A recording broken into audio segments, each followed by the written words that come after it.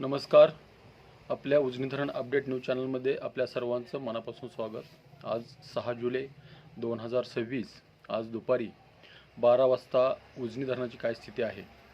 उजनीच्या पाणलोट क्षेत्रामध्ये आणि नीरा खोऱ्यातील पाणलोट क्षेत्रामध्ये किती पाऊस झाला आहे आणि बंड गार्डनच्या विसर्गामध्ये काय बदल झाला आहे, किती पाणी वाढलं आहे, त्याचबरोबर बंड गार्डनचा विसर्ग चालू झाला आहे पण किती क्युसेकनं पाणी येतं आहे याची आपण सविस्तर माहिती घेणार आहोत. आज दुपारी 12 वाजता बघितलं तर उजनी धरणाच्या येणाऱ्या पाण्यामध्ये प्रचंड वाढ झालेली आहे.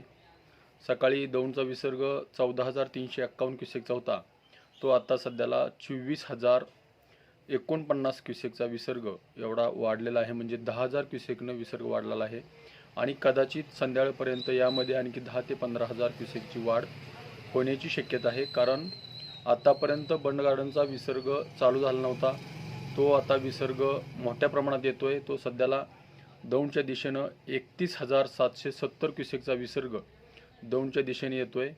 त्यामुळं दौंडच्या विसर्गामध्ये संध्याकाळपर्यंत किंवा उद्या सकाळपर्यंत प्रचंड वाढ होण्याची शक्यता आहेच.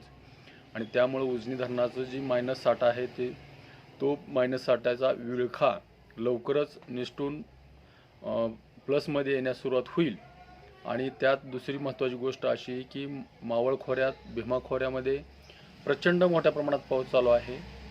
पवना धरणाच्या पाणलोट क्षेत्रामध्ये 12 तासात 342 मिलीमीटर एवढा पाऊस झाला आहे.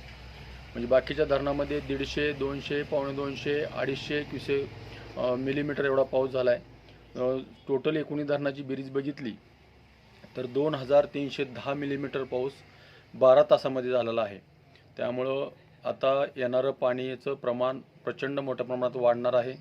वरची धरणं 1 ते 2 दिवसामध्ये फुल होऊन जातील आणि त्यानंतर त्यातून विसर्ग सुरू व्हायला म्हणजे चालू व्हायला सुरुवात होईल. आणि नीरा खोऱ्यातली तशीच परिस्थिती आहे. नीरा खोऱ्यात असणारी जी धरणं आहेत त्या धरणाच्या पाणलोट क्षेत्रामध्येही मोठ्या प्रमाणात पाऊस आहे. 12 तासामध्ये 403 मिलीमीटर एवढा 4 धरणाच्या पाणलोट क्षेत्रामध्ये पावसाची नोंद झाली आहे. म्हणजेच आता त्यामध्ये आणखी वाढ होण्याची शक्यता आहे. हवामान खात्यानं पुढील 3 दिवस रेड अलर्ट दिला आहे. त्यामुळं पडणारा पाऊस, वाढणारा पाऊस आणि त्यामुळे वाढणारं पाणी, त्यामुळं आपल्या उजनी धरणात येणारा विसर्गही मोठ्या प्रमाणात राहील. आणि त्याचबरोबर सीना खोऱ्यातील बघितलं तर सीना कोळेगाव धरणाच्या पाणलोट क्षेत्रामध्ये केवळ 1 मिलीमीटर एवढी पर्जन्य झालेलं आहे.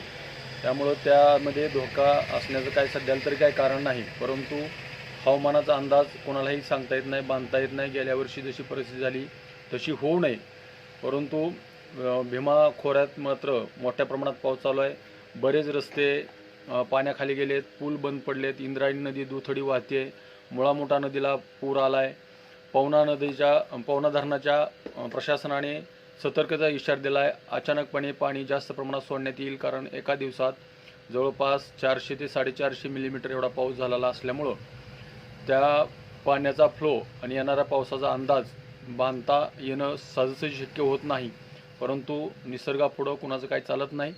तर येणाऱ्या काळामध्ये उजनी धरणामध्ये मोठ्या प्रमाणात विसर्ग येईल आणि आपलं उजनी धरण पुन्हा एकदा दरवर्षीप्रमाणे 100-110% भरल असं आशा आहे.